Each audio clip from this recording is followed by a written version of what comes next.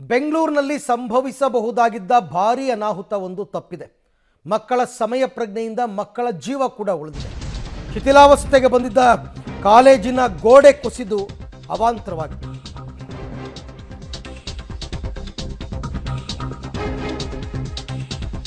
ನಿಜಕ್ಕೂ ಕೂಡ ಇವತ್ತೊಂದು ದೊಡ್ಡ ಅವಾಂತರನೇ ನಡಿಬೇಕಾಗಿತ್ತು. ಸ್ವಲ್ಪದರಲ್ಲಿ ತಪ್ಪಿದೆ ಅದೃಷ್ಟವಶಾತ್. ಸ್ವಲ್ಪ ಯಾಮಾರಿದ್ರೂ ಕೂಡ ಕಾದಿತ್ತು ಅಪಾಯ. ಶಿಥಿಲಾವಸ್ಥೆಯ ಕಾಲೇಜು ಗೋಡೆ ಕುಸಿದು ಅವಾಂತರನೇ ಆಗ್ಬಿಟ್ಟಿದೆ. ಎಲ್ಲಿ ಅಂದರೆ ಸುಧಾಮನಗರದ TKC ಗಾರ್ಡನ್ನಲ್ಲಿ ನಡೆದಿರೋ ಘಟನೆ. ಸರ್ಕಾರಿ ಫಾರ್ಮಸಿ ಕಾಲೇಜಿನ ಗೋಡೆ ಕುಸಿತವಾಗಿದೆ. ಕಾಲೇಜು ಗೋಡೆ ಕುಸಿದ ಪರಿಣಾಮ ಕಾರು ಬೈಕ್ಗಳೆಲ್ಲ ಜಖಮಾಗಿದೆ. ನೋಡ್ತಾ ಇದ್ದೀರಾ ದೃಶ್ಯದಲ್ಲಿ ನೀವೀಗ. ಆದರೆ ಅಲ್ಲೇ ಮಕ್ಕಳು ಇದ್ದಂಥವರು ಗೋಡೆ ಬೀಳೋದನ್ನು ಗಮನಿಸಿ ದೂರ ಹೋಗಿರ್ತಕ್ಕಂಥ ಮಕ್ಕಳು ಬಚಾವಾಗಿದ್ದಾರೆ. ಈಗ BBMP ವಿರುದ್ಧ ಸ್ಥಳೀಯರು ಆಕ್ರೋಶ ವ್ಯಕ್ತಪಡಿಸಿದ್ದಾರೆ. ಆಮೇಲೆ ಆ ಗೋಡೆ ಸ್ಥಿತಿ ನೋಡಿ ಗೊತ್ತಾಗುತ್ತೆ ನಿಮಗೆ. ಫುಲ್ ಶಿಥಿಲಾವಸ್ಥೆಗೆ ಬಂದಿದೆ. ಇದನ್ನು ನೋಡಿಯೂ ನೋಡದ ರೀತಿಯಲ್ಲಿ BBMP ಅವರು ಇದ್ದರು, ಅಥವಾ ಕಾಲೇಜಿನವರಾದರೂ ಯಾರ ಗಮನಕ್ಕಾದರೂ ತರಬೇಕಾಗಿತ್ತು. ಯಾರೂ ತಂದಿಲ್ಲ. ಅಲ್ಲೇ ಆ ಗೋಡೆ ಪಕ್ಕದಲ್ಲೇ ಯಾರೋ ಕಾರ್ ನಿಲ್ಲಿಸಿದ್ದಾರೆ, ಬೈಕ್ ನಿಲ್ಲಿಸಿದ್ದಾರೆ, ಅದ್ರ ಮೇಲೆ ಬಿದ್ದಿದೆ. ಅಕಸ್ಮಾತ್ ಮಕ್ಕಳಿದ್ದಿದ್ರೆ ಏನು ಗತಿ ಅನ್ನುವಂಥದ್ದು ಪ್ರಶ್ನೆ. ಸರ್ಕಾರಿ ಫಾರ್ಮಸಿ ಕಾಲೇಜಿದು.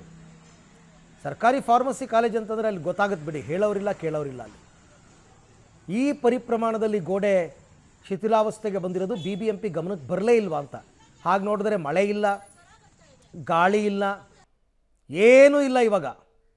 ಆದರೂ ಕುಸಿದು ಬಿದ್ದಿದೆ ಅಂತಂದರೆ ಇನ್ನೆಷ್ಟು ಹಾನಿಯಾಗಿರ್ಬೇಕು ಆ ಗೋಡೆ ನೋಡಿ. ಆ ಕಾರ್ ಹೋಯ್ತು, ಆ ಬೈಕ್ ಹೋಯ್ತು, ಅಲ್ಲಿ ಇನ್ನೊಂದು ಗಾಡಿ ಇದೆ ಅದು ಹೋಯ್ತು, ಎಲ್ಲ ಜಖಮಾಗಿದೆ, ಕಂಪ್ಲೀಟ್ ಹೋಯ್ತು.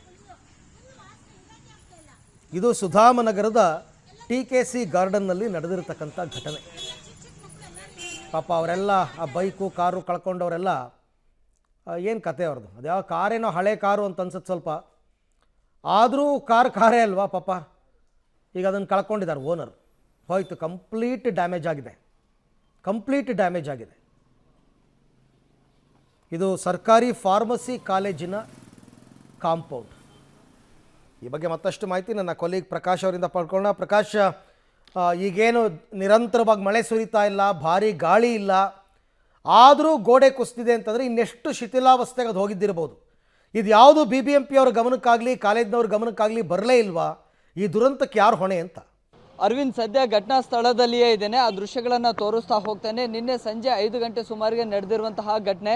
ಅದೃಷ್ಟವಶಾತ್ ಇಲ್ಲೇ ಈ ಗೋಡೆಯ ಪಕ್ಕದಲ್ಲೇ ಮಕ್ಕಳು ಆಟ ಆಡ್ತಾ ಇದ್ರು. ಆದರೆ ಅದು ನೇರವಾಗಿ ಕುಸಿಯುವ ಹಂತಕ್ಕೆ ಬರ್ತಾ ಇದ್ದ ಹಾಗೆ ಅಲ್ಲಿಂದ ಮಕ್ಕಳು ಓಡಿ ಹೋಗಿದ್ದಾರೆ, ಬಚಾವಾಗಿದ್ದಾರೆ.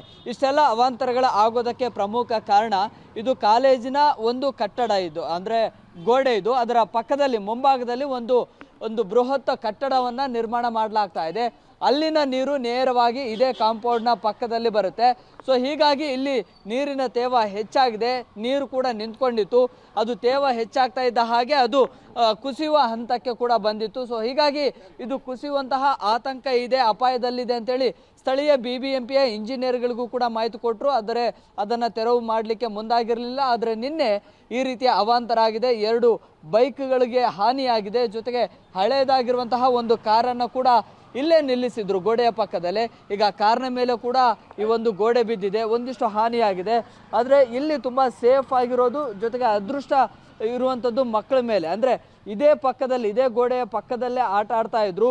ಇಲ್ಲಿಂದ ಜಸ್ಟ್ ಮುಂದಕ್ಕೆ ಬರ್ತಾ ಇದ್ದ ಹಾಗೇನೆ ಆ ಗೋಡೆ ಕುಸಿತ ಆಗಿದೆ. ಒಂದೊಮ್ಮೆ ಏನಾದರೂ ಮಕ್ಕಳ ಮೇಲೆ ಬಿದ್ದಿದ್ರೆ ನಿಜಕ್ಕೂ ಕೂಡ ಜೀವಹಾನಿ ಆಗುವಂಥ ಸಾಧ್ಯತೆ ಇರ್ತಾ ಇತ್ತು. ಇದೇ ಅಕ್ಕಪಕ್ಕದ ಮನೆಗಳೇನಿದ್ದಾವೆ, ಈ ಮನೆಯ ಮುಂಭಾಗನೇ ರಸ್ತೆ ಇದೆ, ರಸ್ತೆಯ ಪಕ್ಕದಲ್ಲೇ ಗೋಡೆ ಇದೆ. ಸೊ ಆ ಮನೆಯ ಮಕ್ಕಳೆಲ್ಲ ಕೂಡ ಇದೇ ಗೋಡೆಯ ಪಕ್ಕದಲ್ಲೇ ಆಟ ಆಡ್ತಾ ಇದ್ರು. ಈ ವೇಳೆ ಈ ಘಟನೆ ಆಗಿದೆ. ಸದ್ಯ BBMPಯ ಅಧಿಕಾರಿಗಳಿಗೆ ಮಾಹಿತಿಯನ್ನು ಇಲ್ಲಿನ ಸ್ಥಳೀಯರು ಕೊಟ್ಟಿದ್ದಾರೆ, ನಿನ್ನೆನೇ ಕೊಟ್ಟಿದ್ದಾರೆ. ಆದರೆ ಈವರೆಗೂ ಕೂಡ ಅವರು ಸ್ಥಳಕ್ಕೆ ಬಂದಿಲ್ಲ ಅನ್ನುವಂತಹ ಆಕ್ರೋಶ ಆರೋಪವನ್ನು ಕೂಡ ಮಾಡ್ತಾ ಇದ್ದಾರೆ. ಸ್ಥಳೀಯರನ್ನ ಮಾತನಾಡಿಸ್ತೀನಿ. ಅಮ್ಮ, ಎಷ್ಟೊತ್ತಿಗಾಯ್ತು? ಮಕ್ಕಳು ಎಲ್ಲೇ ಆಟ ಆಡ್ತಾ ಇದ್ರು? ನಮ್ಮ ಮನೆ ಇದೆ ಸರ್. ದಿನ ಮಕ್ಕಳು ಇಲ್ಲೇ ಆಟ ಆಡೋದು, ನಾವು ಗಾಡಿ ಪಾರ್ಕಿಂಗ್ ಇಲ್ಲೇ ಮಾಡೋದು. ಮಕ್ಕಳಿಗೆ ಇಲ್ಲಿ ಯಾವುದೇ ರೀತಿ ಮೈದಾನ ಇಲ್ಲ. ಎಲ್ಲರ ಮನೆಯಲ್ಲೂ ಚಿಕ್ಕ ಮಕ್ಕಳು, ಎಲ್ಲರಿಗೂ ಫೀವರ್ ಬರ್ತಾ ಇದೆ. 3 ತಿಂಗಳಿಂದ ನಾವು ಎಲ್ಲರಿಗೂ ಹೇಳ್ತಾ ಇದ್ದೀವಿ.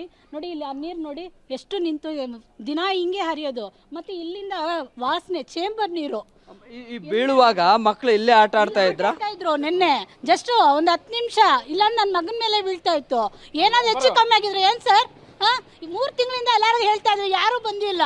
ಇಲ್ಲಿ ನೀರು ಹೋದ್ರೆ ಇಲ್ಲ ಅಲ್ಲವರೆಗೂ ಹೋಗ್ತಾ ಇತ್ತು ನೋಡಿ. ನಾನು ಆಟ ಆಡ್ತಾ ಇದ್ದ ಇನ್ನು ಇಲ್ಲಿಂದ ಬರ್ಬೇಕು ಈ ಕಡೆ ಹಿಂಗೆ ಹೋದ ಹಂಗೆ ಸರಿತಾ ಇದೆ ಫುಲ್ಲು. ನಾವು ಮನೇಲಿ ಇರಲಿಲ್ಲ, ಏನೋ ಹೆಚ್ಚು ಕಮ್ಮಿ ಆಗಿದ್ರೆ ಏನು ಹೇಳಿ, ಯಾರು ಹೊಣೆ ಹೇಳಿ? ಸಂಬಂಧಪಟ್ಟ BBMP ಇಂಜಿನಿಯರ್ಗಳಿಗೆ ಮಾಹಿತಿ ಕೊಟ್ಟಿದ್ರಾ, ಬಂದಿದ್ರಾ? ನಿನ್ನೆ ಕೊಟ್ಟಿದ್ದೀವಿ, ಅವ್ರು ಬಂದರು, ಫೋಟೋ ಇಟ್ಕೊಂಡು ಹೋದ್ರು ಅಷ್ಟೇ. ಇದುವರೆಗೆ ಇನ್ನೂ ಯಾರು ಬಂದಿಲ್ಲ. ಇಲ್ಲಿ ಕಾರ್ಪೊರೇಟ್ ಅಲ್ಲಿ ಬಿಲ್ಡಿಂಗ್ ಕಟ್ತಾ ಇದಾರಲ್ಲ ಅವ್ರದ್ದು ಪ್ರಾಬ್ಲಮ್. ಅವರು ಅಲ್ಲಿಂದ ನೀರು ಬಿಟ್ಟು ಇಲ್ಲಿ ಕೊಚ್ಚೆ ನೀರೆಲ್ಲ 3 ತಿಂಗಳಿಂದ ಹೋಗ್ತಾ ಇದೆ. ಎಲ್ಲರಿಗೂ ಇನ್ಫಾರ್ಮ್ ಮಾಡಿದ್ದೀವಿ, ಸಂಬಂಧಪಟ್ಟ ಅಧಿಕಾರಿಗೂ ತಿಳಿಸಿದ್ದೀವಿ, ಮತ್ತೆ ಲೆಟರ್ ಕೂಡ ಕೊಟ್ಟಿದ್ದೀವಿ. ಯಾರು ಬಂದು ಒಂದಿಷ್ಟು ಡ್ಯಾಮೇಜ್ ಕೂಡ ಆಗ್ತಾ ಇದೆ, ಬೀಳುವಂತ ಸ್ಥಿತಿ ಈಗಲೇ ಸರ್ ಈಗಲೇ ಬೀಳುವಂತ ಸಂಬಂಧ ಇದೆ. ನಿನ್ನೆನೆ ಬೀಳೋಗಿತ್ತು, ಈಗ ನೋಡಿ ನಮ್ಮನೆ ಎಲ್ಲರೂ ಚಿಕ್ಕ ಮಕ್ಕಳು ಇರೋದು. ಗಮನಿಸ್ತಾ ಇದ್ರಿ, ಈಗಾಗಲೇ ಇನ್ನೂ ಕೂಡ ಕುಸಿಯುವಂತಹ ಭೀತಿ ಶುರುವಾಗಿದೆ. ಗಮನಿಸ್ತಾ ಇದ್ರಿ, ಈ ಗೋಡೆ ಮತ್ತೆ ಬೀಳುವ ಹಂತಕ್ಕೆ ಬಂದಿದೆ. ಹಂತ ಹಂತವಾಗಿ ಆ ಸಿಮೆಂಟ್ ಎಲ್ಲವೂ ಕೂಡ ಉದುರ್ತಾ ಇದೆ. ಸೊ ಹೀಗಾಗಿ ಇಲ್ಲಿ ಯಾರಿಗೂ ಕೂಡ ಹೋಗದಂತೆ ನಿರ್ಬಂಧವನ್ನ ಮಾಡಲಾಗಿದೆ. ಸೊ ಇಲ್ಲಿ ಒಂದಿಷ್ಟು ಬೈಕ್ಗಳನ್ನು ಕಾರ್ಗಳನ್ನು ಕೂಡ ನಿಲ್ಲಿಸಿದ್ರು, ಅದೆಲ್ಲವನ್ನ ಕೂಡ ಈಗ ಇಲ್ಲಿಂದ ಬೇರೆ ಕಡೆ ಮೂವ್ ಮಾಡಿಸಲಾಗಿದೆ. ಇದೆಲ್ಲವೂ ಕೂಡ ತೇವ ಹೆಚ್ಚಾಗಿದೆ, ಹಂತ ಹಂತವಾಗಿ ಸಿಮೆಂಟ್ ಕೂಡ ಉದುರ್ತಾ ಇದೆ. ಸೊ ಹೀಗಾಗಿ ಬೀಳುವ ಆತಂಕ ಇರೋದ್ರಿಂದ ಈ ಭಾಗಕ್ಕೆ ಯಾರನ್ನು ಕೂಡ ಕೊಡ್ತಾ ಇಲ್ಲ. ಈಗಾಗಲೇ ನಿನ್ನೆ ಇಬ್ಬರು ಮಕ್ಕಳೇನಿದ್ರು ಅವರು ಕೂಡ ಇಲ್ಲೇ ಆಟ ಆಡ್ತಾ ಇದ್ರು, ಆದರೆ ಇಲ್ಲಿಂದ ಮನೆ ಒಳಗೆ ಹೋಗ್ತಾ ಇದ್ದ ಹಾಗೆ ಈ ಒಂದು ಅವಾಂತರ ಆಗಿದೆ. ಸರ್ ಬನ್ನಿ, ಈ ರೀತಿಯ ಬೀಳುವಂಥ ಸ್ಥಿತಿಯಲ್ಲಿ ಇದ್ರೂ ಕೂಡ ಅಧಿಕಾರಿಗಳ ಗಮನಕ್ಕೆ ತಂದರೂ ಕೂಡ ಯಾರು ಕೂಡ ಆ್ಯಕ್ಷನ್ ತೊಗೊಂಡಿರಲಿಲ್ಲ. ಯಾರು ತಗೊಂಡಿಲ್ಲ, ಯಾರು ಇದುವರೆಗೂ ಬಂದಿಲ್ಲ. ಅವ್ರಿಗೋಸ್ಕರ ನಾವು ಕಾಯ್ತಾ ಇದ್ದೀವಿ, ಯಾರು ಇನ್ನೂವರೆಗೂ ಬಂದಿಲ್ಲ. ಓಕೆ, ಕೊಟ್ಟಿದ್ದೀವಿ, BBMP ಅವ್ರಿಗೂ ಹೇಳಿದ್ದೀವಿ, ಇನ್ನೂವರೆಗೂ ಯಾರು ಇಲ್ಲಿ ಬಂದಿಲ್ಲ. ಓಕೆ, ನಿಜಕ್ಕೂ ಕೂಡ ಅಧಿಕಾರಿಗಳ ನಿರ್ಲಕ್ಷ್ಯ ಕೂಡ ಇಲ್ಲಿ ಎದ್ದು ಕಾಣಿಸ್ತಾ ಇದೆ. ಕೂಡಲೇ ಸ್ಥಳ ಪರಿಶೀಲನೆ ಮಾಡಬೇಕಾಗಿತ್ತು, ಆದರೆ ಈವರೆಗೂ ಕೂಡ ಬಂದಿಲ್ಲ. Arvind. Right Prakash, thank you. ತಮ್ಮೆಲ್ಲ ಮಾಹಿತಿಗೆ ಧನ್ಯವಾದ. ಒಟ್ಟಾರೆ ನಾ ಅದಕ್ಕೆ ಆರಂಭದಲ್ಲಿ ಹೇಳಿದ್ದು, ಭಾರೀ ಅನಾಹುತ ಒಂದು ಆಗಬೇಕಾಗಿತ್ತು. ಅದೃಷ್ಟವಶಾತ್ ಪ್ರಾಣಾಪಾಯದಿಂದ ಮಕ್ಕಳು ಪಾರಾಗಿದ್ದಾರೆ. ಅದರ್ವೈಸ್ ಅದು ಅವ್ರು ಹೇಳ್ತಾ ಇದ್ರು, ಅಲ್ಲಿ ಸ್ಥಳೀಯರು 3 ತಿಂಗಳಿಂದ ಹೇಳ್ತಾ ಇದ್ದಾರಂತೆ, ಯಾರೂ ಏನೂ ಕ್ರಮ ತಗೊಂಡಿಲ್ಲ.